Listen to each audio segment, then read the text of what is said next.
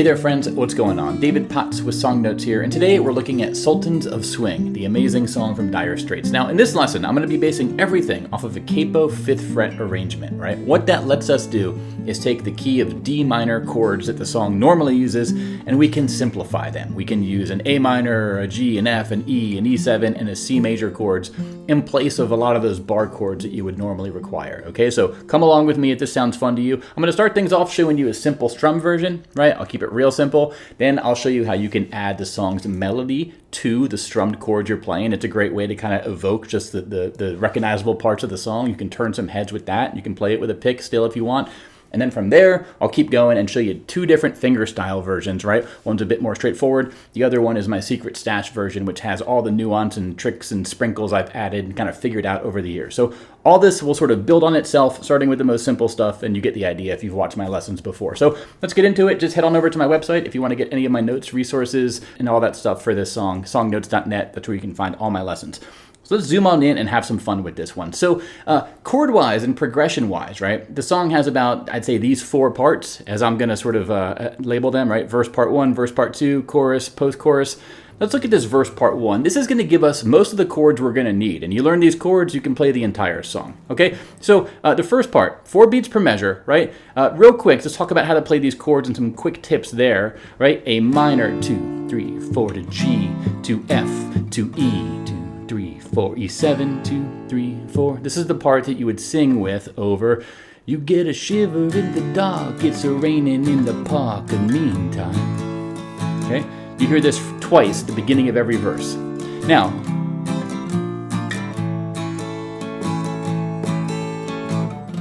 before we get into the verse part two, a couple notes about the chords. For the A minor, very straightforward there. The G, I am using a ring finger on the thickest string. I do find that sets you up for a lot of the future melody notes you might want to add, for the fingerstyle stuff you might want to add. So that's my sort of recommendation there. You might sometimes see me just not even fretting that 5th string, just muting it with my ring finger there, right?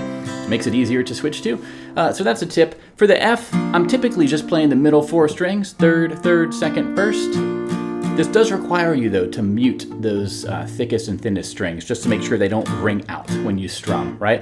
I have separate lessons teaching you these little tricks for the F chord as well. I'll link those on my lesson page if you need help with that one. And then the E, very straightforward. This E7 I'm using, it's a totally optional chord. You can kind of get away with a normal E if you want to keep things simple. I really like adding this pinky, though, on the 3rd fret of the 2nd string, just because it kind of amps up that tension before you start the line over again, okay? Now, let me talk about strumming really quick if you want to do a really simple version. If you're just getting started with this song, what you're going to want to do, right? 4 beats per measure. This song does kind of move by quickly. So start off using a simple strum, right? 1, 2, 3, 4, 1, 2, 3, 4. We can play the entire song like this. We don't have to make it any more complicated than it needs to be out of the gate, right? You get a shiver in the dark, it's a-raining in the park, but meantime, 3, 4, 1, 2, 3, 4. South of the river, you stop and you hold everything. 2, 3, 4. Slow it down if you need to give yourself more time to switch to those chords. So I'm going from the C to the G, right, for this verse part 2. Then we go to this F, you feel alright when you hear the music ring. Way on down south. Way on down south London town. Okay? Now, if you do want to strum this song, and that's sort of your goal, the recommendation I would have is to use a simple sort of 4-beat strumming pattern. I like doing a down, down, up, down, down, up, down, up, 1, 2, and 3, and 4, and 1, 2, and 3, and 4, and when you're starting off, especially if this is giving you trouble, just mute the strings. Don't even worry about fretting chords just yet. Just worry about getting your strumming hand, your rhythm, the rhythmic feel solid, right? You can play along with the album version. You can put it on my practice track on my website and just practice strumming along in time, right? You can use that for the entire song. The only time you'll need to deviate from that is when you have these measures what are called split measures, right? Where there are 2 chords that are in one 4-beat chunk, right? This means you're going to be on each of those chords for 2 counts each. And what we want to do here is change the strum so that we are doing a down strum when we change the chord. So it's as simple as doing a down, down, up, down, down, up. Okay, that's going to be your 4-beat strum for those split measures. So what it would look like for this first 4 lines, okay, would be A minor, G, F, E. Okay, do it again here.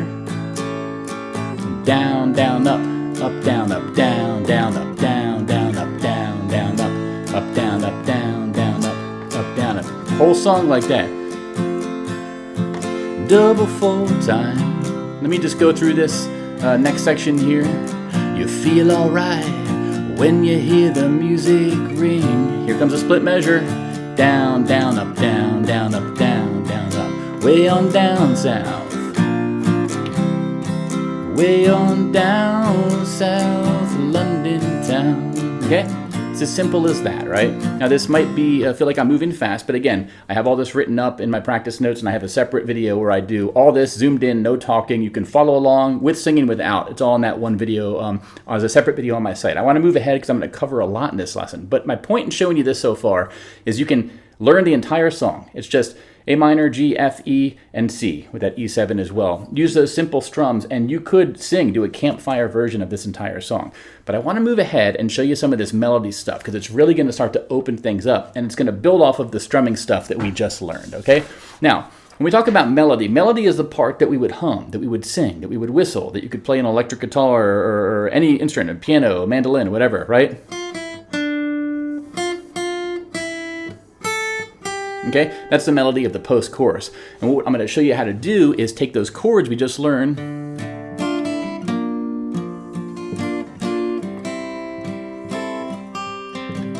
okay, and we can sort of play the chords at the same time while we're picking out those individual melody notes. It takes practice to do that with sort of fluency and grace, but I'll show you the first step, which is learning the actual melody notes themselves. So let's go through line by line really quick and look at how to do this one. Now this first part, the verse part 1, this is actually the least defined melody of the entire song, right? Because he's talking fast, the lyrics are happening very quickly. It's almost like a talk-sing a little bit. Now later in the song, the verse part 2, the chorus, the post-chorus, that's when the real recognizable melody kicks in. What I like to do here though is embrace a sort of descending melodic line. When I say descending, I mean going down. And if you look at these circled and highlighted notes, you'll see that we go from this A minor to a G to an F to an E. And did you hear how those circled notes? Right? When it goes down like that, it kind of draws our ear to it. Our ears are always looking for patterns, and that's a very simple pattern. And it actually sort of moves in mostly a parallel motion to the bass notes.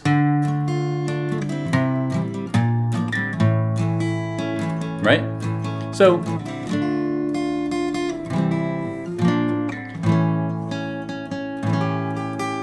again, that melody might not be recognizable, but that's one thing you can practice. Just practice basically avoiding that thinnest string when you're doing your strums and try to emphasize or accent the circled melody notes. In some cases, it means strumming no higher than the 2nd or 3rd string. So let's get into verse part 2 where it gets a bit more recognizable here, right? They say an old guitar is all he can afford. When he gets up on the lights and lays his thing. Here, they say an old guitar is all he can afford. That's the melody I'm basing this part off. If you look at the actual lyrics of this song, in each of the verses, his phrasing is a little bit different here, right? The band is blowing Dixie, double 4 time. But it's a little bit different if you do that versus they say an old guitar is all he can afford. I like the old guitar line because there's more contour to the melody, right? So that's what I have tabbed out here, right? So C, this 1st fret note. Get used to putting your pinky down on that C, same C chord, right? 3rd fret of the high E string. Old guitar is, this part is tricky. You're going for your C. 3rd fret, 1st fret, open, okay? You have to take your index finger off of that 2nd string note and move it to that 1st fret, 1st string note, right? For guitar is, then you're gonna do a G with your pinky on that 3rd fret note of the 2nd string, okay? So your index and your pinky are doing a little bit of the work here to get the melody notes going, right?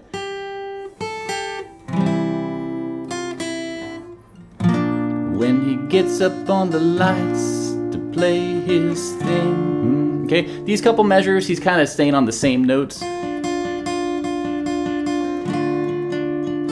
Okay, nothing too interesting melodically, but what we can just do is take that F, okay, melody notes, second and third string.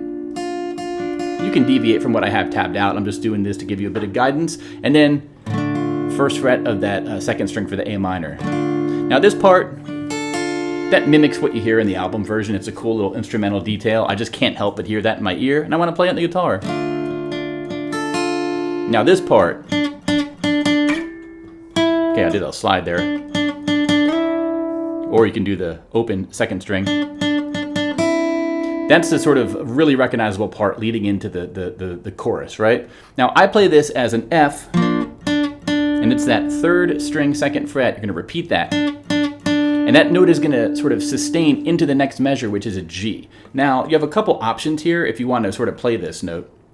One option is to just put your ring finger on the low E string, third fret. That gives you the G bass note, right? Sort of G chord harmony or tonality is established there, but we need this note, this A, to basically be established as well. So you keep your middle finger there, and then you take your middle finger off, I guess, and you play the open second string, right? Way on down south, way on down. Okay, this is a G. I'm muting that fifth string as you see here. I'm leaving the thinnest string open, third fret of the second string, and then to the A minor. That is the best part of the melody to practice here at this post-chorus, right? You could practice the melody notes by themselves if you want.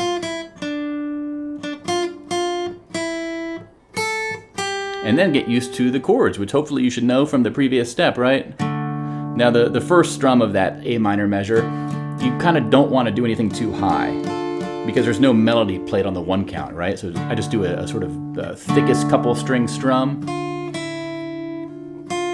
Right? Take your index finger off, go to that F, keep your index finger there. Now I play a G, it's a G sus technically, right? Take your index finger off, and then you do a G again with the high open E string, and then put your pinky down, okay? Technically, I'm sure on the album what he's doing here is a C to a G, and then a C to a G, okay? See my previous lesson where I taught the sort of triads that give you the lead guitar part of this song? Again, I'm doing my own arrangement here where I can do what I want, right? Technically, this is not what Mark Knopfler or whoever is playing, but again, this is what I prefer to do in my arrangement. So,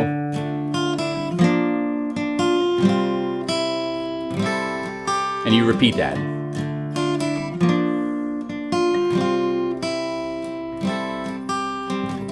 Okay, now I want to move on to the fingerstyle here, but I will say, if you want to reference what I just did in a single package, again, I have a standalone playthrough video of just these melody notes with the tabs on screen, zoomed in, no talking. You can just reference that, you can loop it. It's over on my website, right, for you to study and reference if you need to. It's in my practice notes as well here. But what we're going to do next is introduce you to the fingerstyle stuff here. And the goal with what I'm going to show you in this first part is how we can bring in just the basics of Travis picking, where we're going to sort of bounce our thumb on the bass notes, alternating bass notes for whatever chord we're playing, and we're going to effectively pull from the melody notes I just showed you. Okay, so let's look at how that would sound really quick.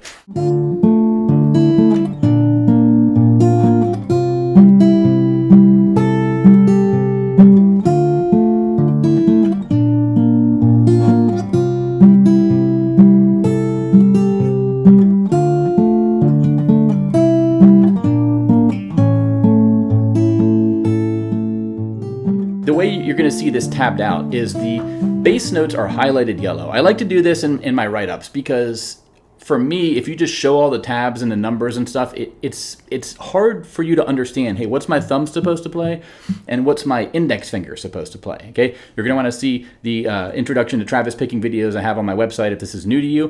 This is going to be a really tricky thing to get started with, right? But you give it some time and you will get over the hump. It's like riding a bike, literally. You get the fluency and you can kind of just do it. And there's always new wrinkles to any song you learn, but that's part of the fun part about it. Let's look at this first part here, right? A minor to G to F to E, okay? My thumb is just doing the bass note. The recommendation I would have for any song is be able to do the bass notes by themselves. Especially if you can hum along or sing along. Shiver in the dark, it's a-raining in the park, but meantime. Right, that sort of gives you that melodic context. South of the river, you stop and you hold everything. Now I'm doing something here with the F. It's a wrapped thumb. Okay, this is a bit of an advanced technique for sure. Separate lesson teaching you is something I have for this. It's over on my website. The main idea with this is that you want to get your thumb used to kind of just pushing into that first fret. It's a sort of diagonal part of your thumb, right where the metal of the fret bar is. And once you get the muscle memory build up, you can really just make a clean sound as if you're fretting it like this, right? And the benefit of this is that you're able to play strings 4, 3, and 2 with these fingers, and you can also take those fingers off.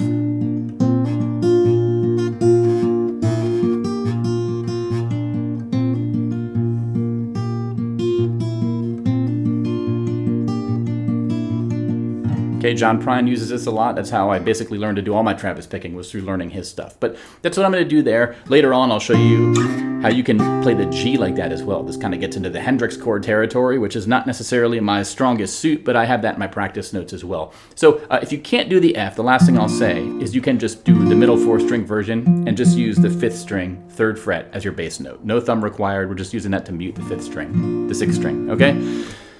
Now, let's look at how to play this one really quick.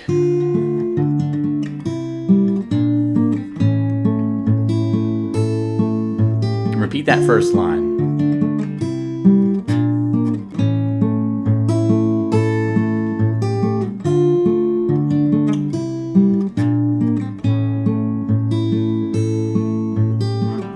Okay, if you study the melody notes that I'm playing on the thinnest couple strings and compare that to what I just taught you, you're going to find that I'm sort of borrowing the melodic contour of things where I can. It's sort of like a sketched version of the overall song melody. But what I'm doing in this simple version at first is just doing a pinch on all the 1 counts. Or I'll say it this way. I'm doing a pinch, meaning bass note and a melody note pinched at the same time. That's what the gray sort of highlight represents in my song notes here. And every time we change a chord, we're doing that pinch, right?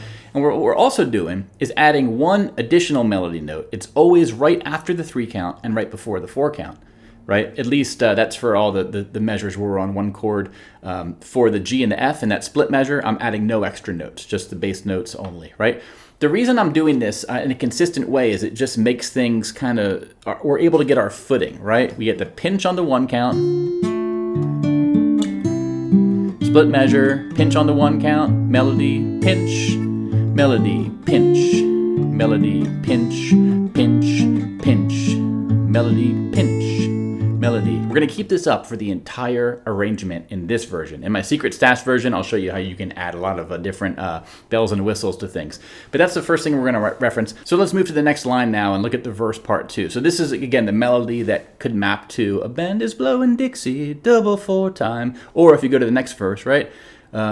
Competition in other places, or they said an old guitar is all he can afford. So we're going to bake that melody into what we're playing on the thinnest couple strings, but we're still going to keep doing the pinch on the 1 count and then the melody on the and count just after the 3, okay? So in this first line of verse part 2, there's no split measures, right? So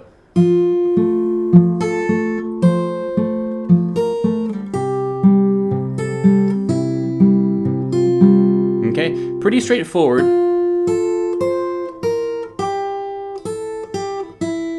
I recommend practicing the melody by itself with your index finger here, right? Put the pinky down, move your index finger to the first fret of the first string as I taught you. It sounds a bit dissonant there, but it's gonna, in the grand scheme of things, it'll sound good. Then we put our pinky down to the 3rd fret, 2nd string for the G, open high E string, and then we go to the open 2nd string for the G. Okay, so this first line of the verse part 1 again.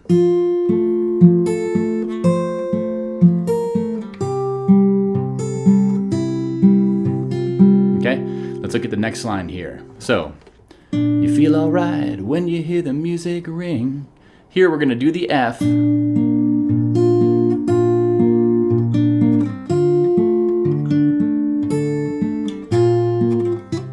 Okay, now the end of this gets tricky, but the first three measures, again, are just the F. Melody is bouncing between the third and second string. As I showed you in the previous section, nothing too terrifically difficult about the melody here or complicated. It's all just... And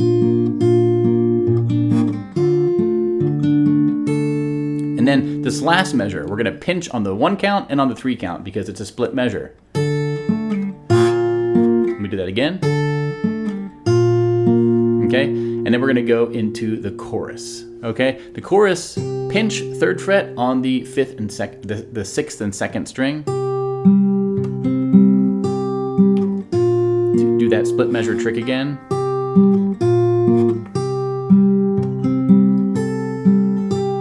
Okay, and then we go into the post-chorus. Now here what I'm going to actually do is change the timing in the last 2 measures of the post-chorus. This is because it mimics what you hear in the album version so perfectly, and this is such a distinctive part of that catchy melody. Check this out. Notice how the accent note happening on the offbeat in measures 3 and 4 of the post-chorus is happening in between the 2 and the 3 counts. It's the only time I'm doing this in the entire arrangement I'm showing you right now. Okay?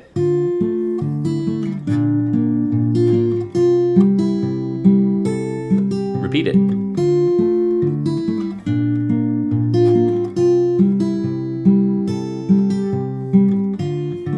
Okay, so that is basically this sort of simplified Travis picking version. Again, this is not necessarily easy to do, but if you want to sort of get an instrumental version of this song that's played fingerstyle, what I've shown you here will do the trick. Again, I have a play along video with just this, zoomed in, tabs, no talking, over on my website if you want to reference this and see a slow playthrough, right? I want to keep things moving just to make sure we're covering everything here. Again, this is incorporating the chord shapes we already learned, the melody notes that we've learned in the previous step, and then we're incorporating those melody notes into this this simplified-ish Travis picking version. And again, I don't mean to be to pretend this is easy to do. I just say simplified because in what I'm going to show you in the next version, my secret stash version, things are a bit more complicated. Okay, so what I'm going to do now is play out my secret stash arrangement. This is Travis picking. It uses what I just showed you, but it adds a lot of extra filler notes and it makes it a bit more complicated, but it sounds really cool. And I've put this together honestly over the last couple weeks, but the last few months of casually playing it here and there. And honestly, it was a couple years ago when I started working this out. So this took me a lot of time just to kind of become ripe, ready to create lesson. So don't think you can kind of necessarily just do this or be expected to learn this out of the gate, right? So I'm going to play this out. If you want to learn the secret stats version I'm about to play, head on over to my website. That's where the part 2 video will be, where I'll go into do a line-by-line breakdown. And there's also a playthrough of this secret stash version as well. But here's what the secret stash version sounds like. It's a great one. And I'll see you in part 2, hopefully, over on my website where I explain what I'm about to play. All right, I'll see you then. Take care, my friends, and let's do it.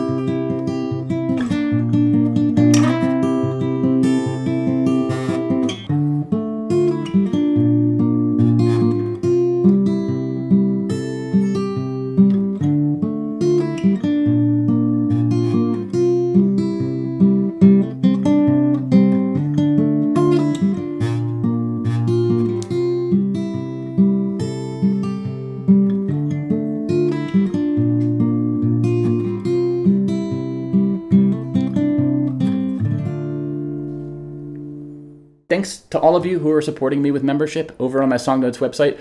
And if you are watching this and you've never watched any of my videos before, please subscribe, right? Most people aren't subscribed on YouTube to most channels they watch. Subscribe so you know when my lessons are coming. But also, if you want to get the good stuff that I make, the bonus content, my print-friendly practice notes, my courses, extended videos, all that stuff, consider being a member on my Song Notes website. It supports me directly. If you value this sort of independent creation of the guitar lessons and the manner I'm making them, it really keeps the lights on here and it makes these lessons literally possible. So I am grateful to all of you who are supporting me, and you can find all the playthrough videos and the practice tracks, my practice notes for this as well over there waiting for you. And I'll see you in part 2, hopefully, over on my website. Take care, my friends. Bye-bye.